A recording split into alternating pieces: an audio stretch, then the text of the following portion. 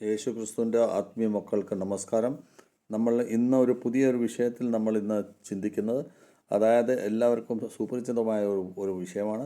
ഗലാത്യയുടെ പുസ്തകം 5-ാം അധ്യായം 22-23 വാക്യങ്ങൾ ഈ പ്രകാരമാണ് പറയുന്നത്. നമ്മുടെ ആത്മാവിൻ്റെ ഫലത്തിൽ സ്നേഹം, ആനന്ദം, സമാധാനം, ദീർഘക്ഷമ, കൃപ, പരോപകാരം, വിശ്വാസം, ദയ, അതുപോലൊപ്പം തന്നെ നമ്മുടെ പേഷ്യൻസ്, ഈ കാര്യങ്ങളിൽ ആണ് നമുക്ക് ഇതിനെപ്പറ്റി പറയപ്പെടുന്നത്. അപ്പം നമ്മുടെ ഈ 9 കാര്യങ്ങളും നമ്മുടെ ഒരു പ്രവൃത്തിയിലും ഒരു കാനൂൻ്റെ അകത്തും ഇതിനെതിരായിട്ട് ഒരു വാക്കും എങ്ങും പറഞ്ഞിട്ടില്ല. ഞാൻ വീട്ടിൽ ഒന്നുകൂടെ പറയാം. ഗലാത്യയുടെ പുസ്തകം 5-ാം അധ്യായം 22-23 വാക്യത്തിൽ ഈ പ്രകാരം പറയുന്നു. നമ്മുടെ ആത്മാവിൻ്റെ ഫലത്തിൻ്റെ അകത്ത് സ്നേഹം, സന്തോഷം, സമാധാനം, ദീർഘക്ഷമ, അതുപോലെ കൃപ, പരോപകാരം, വിശ്വാസം, ദയ, അതുപോലൊപ്പം തന്നെ നമ്മുടെ ഇന്ദ്രിയ ജയങ്ങൾ, അതായത് നമ്മുടെ പേഷ്യൻസ്, ഇത് ഈ പറയുന്ന കാര്യങ്ങൾ, ഈ കാര്യങ്ങൾക്കെതിരായിട്ട് ഒരു നിയമങ്ങളും ഇല്ല. ഇത് നമ്മുടെ ലൗകികമായി ആത്മീയമായ ജീവിതത്തിൽ ഇത് വളരെ ആവശ്യമാണ്. ഇതിനെ സംബന്ധിച്ച് നമുക്ക് മുൻപോട്ട് ഇത് നമുക്ക് പഠിക്കാനായിട്ട് സാധിക്കുമ്പോൾ നമ്മൾ ഇത് കാണുന്നത്, നമ്മൾ ഈ 9 ഗുണങ്ങൾ, അതായത് ഇതിനെ ആത്മാവിൻ്റെ ഫലങ്ങൾ എന്നാണ് പറയപ്പെടുന്നത്. ഈ 9 ഗുണങ്ങളില്ലാതെ നമ്മുടെ ജീവിതത്തിൽ നമുക്ക് ജീവിതം മുൻപോട്ട് കൊണ്ടുപോകാനായിട്ട് വളരെ പ്രയാസമാണ്. എപ്പോഴും നമ്മൾ ജീവിതത്തിനെ നല്ല രീതിയിൽ ഒരു സമൂഹത്തിലും കലീശയിലും നാടിനും അല്ലെങ്കിൽ നമ്മൾ ജോലി ചെയ്യുന്ന പ്രസ്ഥാനങ്ങളും നമുക്ക് ജീവിക്കുമ്പോൾ നമുക്ക് ഈ 9 ക്യാരക്ടേഴ്സ് നമുക്ക് നമ്മുടെ ജീവിതത്തിൽ ഉണ്ടാകേണ്ടത് വളരെ ആവശ്യമാണ്. ഇതൊരു സ്വാഭാവികമായിട്ടുള്ള ഒരു ക്യാരക്ടറാണ് നമുക്ക്. ഇത് നമ്മൾ ലൗകികമായ ജീവിതത്തിലും ആത്മീയപരമായ ജീവിതത്തിലും നമുക്കിത് ആവശ്യമാണ്. ഈ ഗുണങ്ങൾ നമ്മൾ മനുഷ്യനാൽ ഉൽപ്പാദിക്കപ്പെടുന്നതല്ല.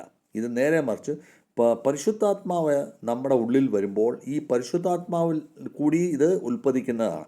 അതുകൊണ്ടാണ് നമ്മൾ പ്രാർത്ഥിക്കുകയും ദൈവത്തിലേക്ക് അടുക്കുകയും ചെയ്യണമെന്ന് നമ്മളോട് എപ്പോഴും നമ്മുടെ പിതാക്കന്മാർ പറയുന്നത്. നമ്മൾ ദൈവത്തിലേക്ക് അടുക്കുകയും പ്രാർത്ഥിക്കുകയും നമ്മൾ വചനങ്ങൾ വായിക്കുകയും ചെയ്തു കഴിയുമ്പോൾ പവിത്രാത്മാവ് നമ്മുടെ ഉള്ളിലേക്ക് പ്രവേശിക്കുകയും ആ പ്രവേശനത്തിൽ കൂടി ഈ 9 ക്യാരക്ടർ നമ്മുടെ ഉള്ളിലേക്ക് നമ്മുടെ ഉള്ളിലേക്ക് പ്രവേശിക്കുന്നത്.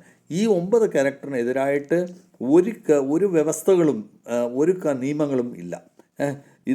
ഈ ക്യാരക്ടർ എപ്പോഴും നമ്മുടെ ഒരു കാനൂൻ്റെ അകത്തും ഇതിനെ തെറ്റാണെന്ന് ഒരിക്കലും സ്ഥാപിക്കാൻ പറ്റിയിട്ടില്ല. നമുക്കത് ചെയ്യാനും പറ്റത്തില്ല. അപ്പോൾ ഇതിൻ്റെ അകത്ത് ഫലം എന്ന് നമ്മൾ പറയുകയാണെങ്കിൽ അത് ഒരു ഏകവചനമായ ഒരു കാര്യമാണ്. ഈ ഫലത്തിൻ്റെ അകത്ത് പല പല ക്യാരക്ടേഴ്സാണ് ഉള്ളത്. അത് ഈ 9 ക്യാരക്ടേഴ്സ് അതിൻ്റെ അകത്തുണ്ട്. ഈ 9 ക്യാരക്ടേഴ്സ് എന്ന് വെച്ചാൽ നമ്മളൊരു ഫ്രൂട്ട്സ് എടുത്തു കഴിഞ്ഞാൽ ആ ഫ്രൂട്ട്സിൻ്റെ തൊലിയുടെ ക്യാരക്ടർ അല്ലെങ്കിൽ ഗുണങ്ങൾ വേറെയാണെങ്കിലും അതിൻ്റെ അരിയുടെ ഗുണങ്ങൾ വേറെയായിരിക്കും, അതിൻ്റെ മാംസത്തിൻ്റെ ഗുണങ്ങൾ വേറെയായിരിക്കും, അതിൻ്റെ ടേസ്റ്റും വേറെയായിരിക്കും എന്ന് പറയുന്ന പോലെയാണ് ഈ 9 ക്യാരക്ടറും നമ്മുടെ ഉള്ളിൽ പ്രവേശിച്ചു കഴിയുമ്പോൾ ഈ ഫലം നമുക്ക് നമ്മുടെ ഉള്ളിൽ വന്നു കഴിയുമ്പോൾ നമുക്ക് പല പല ക്യാരക്ടേഴ്സാണ് നമ്മുടെ ഈ 9 ക്യാരക്ടറിന് ഉള്ളത്. ഈ ക്യാരക്ടർ എല്ലാം കൂടെ കൂടുമ്പോഴാണ് ഒരു ഫ്രൂട്ട്സ് ആവുന്നത്. ഈ ആത്മീയ ഫലത്തിൽ നമ്മുടെ ഉള്ളിൽ വന്നു കഴിയുമ്പോൾ ഈ ഒരു ഫലം നമുക്ക് ഫ്രൂട്ട്സ് നമ്മുടെ ഉള്ളിൽ വരുമ്പോൾ ഇത് നമുക്ക് പൂർണ്ണമായി നമ്മുടെ ഒരു ജീവിതം നമുക്ക് നയിക്കാനായിട്ട് സാധിക്കുന്നുണ്ട്. ശാരീരികമായിട്ട് നമ്മൾ നോക്കുമ്പോൾ നമ്മുടെ ലൗകികമായ ജീവിതത്തിൽ നമുക്ക് അതിൻ്റെ ശരീരത്തിൻ്റെ ഫലങ്ങൾ നമ്മൾ പരിശോധിച്ച് കഴിയുമ്പോൾ നമുക്ക് അതിൻ്റെ അകത്ത് ക്രോധം വരുന്നുണ്ട്, മറ്റുള്ളവരോട് വൈരാഗ്യം വരുന്നുണ്ട്, മറ്റുള്ളവരുടെ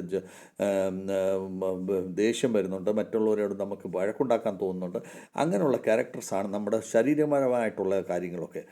പക്ഷേ ആത്മീയപരമായ ക്യാരക്ടർ നമ്മൾ എടുത്തു നോക്കുമ്പോൾ അത് നമ്മുടെ ആത്മാവിൽ ഉള്ളിൽ കൂടി നമുക്ക് പ്രവേശിക്കുന്നതും ആത്മാവിൻ്റെ ഉള്ളിൽ കൂടി നമ്മുടെ മനസ്സിനെയും വിചാരങ്ങളെയും ചിന്താഗതിയെയും നമ്മളെ മാറ്റിയെടുക്കുന്ന ഒരു അവസ്ഥയാണ് നമുക്ക് കാണാൻ സാധിക്കുന്നത്. അപ്പോൾ നമ്മുടെ ജീവിതത്തിൽ ഈ ഒരു ക്യാരക്ടർ നമുക്ക് വന്നു കഴിയുമ്പോൾ നമുക്ക് ദൈവമായിട്ട് യഹോവയായിട്ട് നമുക്ക് ചേർന്ന് നിന്ന് നമുക്ക് യഹോവയുടെ ആയിട്ട് ഒത്തൊരുമിച്ച് നമുക്ക് ജീവിക്കാനായിട്ട് നമുക്ക് സാധിക്കുന്ന ഒരു അവസ്ഥയാണ്. എങ്ങനെയെന്ന് വെച്ചാൽ നമ്മളൊരു വൃക്ഷത്തിൽ കാണുമ്പോൾ അതിൻ്റെ അകത്ത് ശാഖകളുണ്ട്. ആ ശാഖകളിലെല്ലാം ഫ്രൂട്ട്സ് ഉണ്ടെങ്കിൽ ആ ശാഖയില്ലാതെ ആ ഫ്രൂട്ട്സ് അതിൽ ഉണ്ടാവില്ല. അപ്പോൾ ആ ശാഖയിലാണ് ഫ്രൂട്ട്സ് എല്ലാം നിറഞ്ഞു നിൽക്കുന്നത്. അപ്പോൾ എന്ന് പറയുന്ന പോലെ നമ്മുടെ ഉള്ളിൽ ഈ പരിശുദ്ധാത്മാവിൻ്റെ ശാഖകൾ നമ്മുടെ ശരീരത്തിൻ്റെ വൃക്ഷത്തിൽ ഉണ്ടാവുമ്പോൾ ഈ വൃക്ഷത്തിലാണ് നമുക്ക് ഈ ആത്മാവിൻ്റെ ഫലങ്ങൾ കായ്ച്ചു നിൽക്കുന്നത്.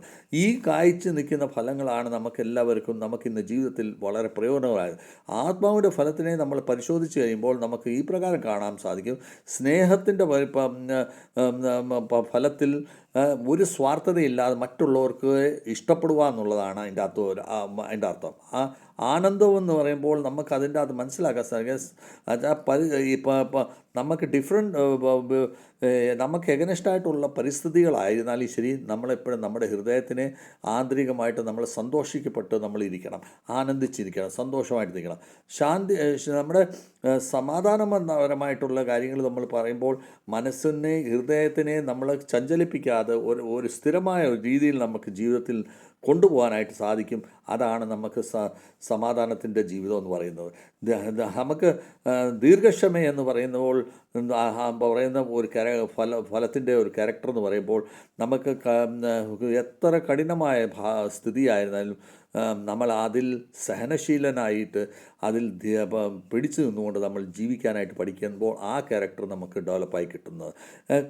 കൃപയെപ്പറ്റി നമ്മൾ ക്യാരക്ടറിനെ പഠിക്കുമ്പോൾ മറ്റുള്ളവരോട് നമ്മൾ വളരെ സഹിഷ്ണുതയോടുകൂടിയും വളരെ ദയാലുവായിട്ട് നമ്മൾ ബിഹേവിയർ ചെയ്യുമ്പോഴാണ് നമുക്ക് ആ ക്യാരക്ടർ നമ്മൾ ഉൽപ്പാദിക്കാൻ പറ്റുന്നത്, അതിൻ്റെ ക്യാരക്ടർ ഉയർത്തെടുക്കാൻ പറ്റുന്നത്. പരോപകാരം എന്ന് പറയുമ്പോൾ നമ്മൾ സത്യമായിട്ടും മറ്റുള്ളവരെ ഉപകരിക്കാനായിട്ട് നമ്മൾ ജീവിക്കുമ്പോൾ അപ്പോൾ നമുക്കത് ആ ഒരു ക്യാരക്ടർ നമ്മുടെ ഗുണം നമുക്ക് ആ ഫ്രൂട്ട്സിൽ നമുക്ക് കിട്ടുന്നത്. അപ്പോൾ നമുക്ക് വിശ്വാസം എന്ന് പറയുമ്പോൾ നമ്മൾ യഹോവയിലേക്ക് പൂർണ്ണമായി സമർപ്പിക്കപ്പെട്ട് യഹോവയോട് നാം ചേർന്ന് നിന്നുകൊണ്ട് നമ്മൾ ജീവിക്കുന്ന ഒരവസ്ഥ വരുമ്പോൾ മാത്രമേ, യഹോവയ്ക്ക് വിശ്വസ്തനായിട്ട് നമ്മൾ നിൽക്കുമ്പോൾ മാത്രമേ ആ സ്വഭാവം ആ ക്യാരക്ടർ നമ്മളുടെ ഉള്ളിലേക്ക് വരുന്നുള്ളൂ. അതുപോലെ നമ്മൾ ദയ അല്ലെങ്കിൽ താഴ്മ എന്ന് പറയുന്നത് നമ്മൾ പൊങ്ങച്ചമില്ലാതും മറ്റുള്ളവരെ എപ്പോഴും ജ്ഞാനം കൊടുക്കുന്നവരുമായി തീർന്ന് നമ്മൾ ജീവിക്കുമ്പോൾ നമ്മുടെ മനസ്സിൽ നമുക്ക് താഴ്മയുള്ളവരായി ദയയുള്ളവരായി തീരുന്ന ഒരു അവസ്ഥയാണ് ആ ക്യാരക്ടർ നമ്മളിൽ ഉണ്ടാകുന്നത്. നമുക്ക് ഇന്ദ്രിയങ്ങളെ കൺട്രോൾ ചെയ്ത് പേഷ്യൻസോടുകൂടി ജീവിക്കുക എന്ന് പറയുന്ന ആ ക്യാരക്ടർ എന്ന് പറഞ്ഞു കഴിഞ്ഞാൽ നമ്മുടെ വാക്കുകൊണ്ടും നമ്മുടെ ആഗ്രഹം കൊണ്ടും നമ്മുടെ ബിഹേവിയർ കൊണ്ടും നമ്മൾ അതിനെ നിയന്ത്രിക്കാൻ പറ്റും. അത് നിയന്ത്രിക്കുമ്പോൾ മാത്രമേ ആ ക്യാരക്ടർ നമ്മളുടെ ഉള്ളിൽ ഡെവലപ്പ് ചെയ്തെടുക്കാൻ പറ്റുന്നുള്ളൂ. ഇതിനെ സംബന്ധിച്ച് നമുക്ക് ഉദാഹരണമായിട്ട് കാണുമ്പോൾ സ്നേഹവും ക്ഷമയും നമ്മുടെ ഉള്ളിൽ വരുന്ന സമയത്ത് ഒരു വ്യക്തികൾ മറ്റൊരു വ്യക്തി നമ്മളെ ഒരു ദോഷം ചെയ്ത് കഴിയുമ്പോൾ, നമുക്ക് ഏതെങ്കിലും ആഘാതം ഉണ്ടാക്കി കഴിയുമ്പോൾ നമുക്ക് അവരോട് പകരം വീട്ടണമെന്നുള്ള ഫീലിംഗ് ആണ് വരുന്നത്. അതേസമയം നമ്മുടെ ഉള്ളിൽ ആത്മാവിൻ്റെ ഫലങ്ങളുണ്ടെങ്കിൽ നമ്മൾ അവനോട് സ്നേഹിക്കപ്പെടുകയും ക്ഷമിക്കപ്പെടുകയും ചെയ്യും. അതായത് യേശു ക്രിസ്തു ക്രൂശിൽ കയറി കഴിഞ്ഞപ്പോൾ അദ്ദേഹം അവിടെ വെച്ച് യഹോവയോട് പ്രാർത്ഥിക്കുന്നു, എൻ്റെ പിതാവേ, നീ ഇവർ കാണിക്കുന്ന കണ്ടില്ലേ, ഈ പറയുന്ന ഇവർ അറിയുന്നില്ല ഇവരെന്താ ചെയ്യുന്നതെന്ന്, അതുകൊണ്ട് ഇവരോട് ക്ഷമിക്കണമേ. ഈ ഒരു പ്രാർത്ഥന നമ്മുടെ ഉള്ളിലും എപ്പോഴും സദാ ഉണ്ടെങ്കിൽ മാത്രമേ നമുക്ക് ഈ പറയുന്ന സ്നേഹവും ക്ഷമയും നമ്മുടെ ക്യാരക്ടർ നമുക്ക് ഡെവലപ്പ് ചെയ്തെടുക്കാൻ സാധിക്കത്തുള്ളൂ.